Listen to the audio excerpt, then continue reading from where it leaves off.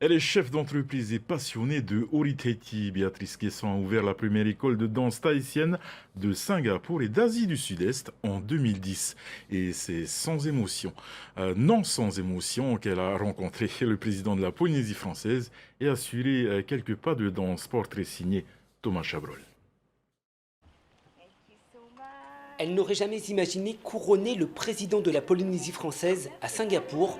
Béatrice Quesson concrétise dans la cité-État un parcours professionnel mené avec détermination, mais non sans embûches. À 40 ans, elle est à la tête de la première école de Ori-Tahiti de Singapour. Pour maintenir cette activité, elle a cumulé plusieurs emplois les premières années. 14 ans plus tard, elle danse toujours le sourire aux lèvres et cette fois devant un président. Venant de Tahiti, évidemment, le fénois, je le porte dans mon cœur.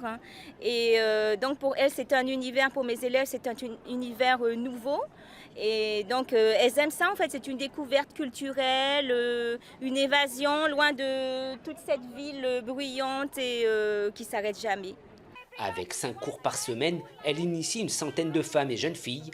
À l'image de ce groupe soudé, le plaisir de danser est partagé. Certaines danseuses découvrent la culture polynésienne depuis peu. Quand tu fais la danse ensemble en groupe, ça fait très joli. Et il y a beaucoup de mouvements intenses. Elle est stricte, mais juste quand il le faut. Mais pas stricte d'une façon méchante, stricte d'une façon gentille. Pour progresser, pour nous dire « Allez, vous pouvez le faire ». Après la pandémie, le Ori-Tahiti a attiré plusieurs membres du groupe. Julienne cherchait à s'évader à travers une activité physique. Pendant la pandémie, on ne pouvait aller nulle part, aucun voyage. Et je cherchais une activité pour m'évader. Et c'est une amie qui m'a parlé de la danse tahitienne et j'en suis tombée totalement amoureuse. Originaire de Pirée, Béatrice quitte Tahiti après le lycée pour poursuivre ses études à l'étranger. Elle rejoint en 2009 sa grande sœur à Singapour. Un peu de musique tahitienne, quelques pas de danse et l'idée germe dans leur esprit. Béatrice s'installe et depuis, elle a renoué avec le Ori-Tahiti, la passion de son enfance. Moi, je suis venue lui rendre visite, en fait. Et on a mis un peu de danse tahitienne. Et je me suis dit, ah, mais ça me rappelle tellement de belles choses. Écoute, on va danser ensemble, on a invité des amis.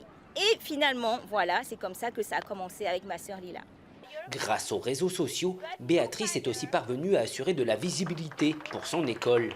Tout d'abord, j'ai vu la publicité de Béatrice sur les réseaux sociaux.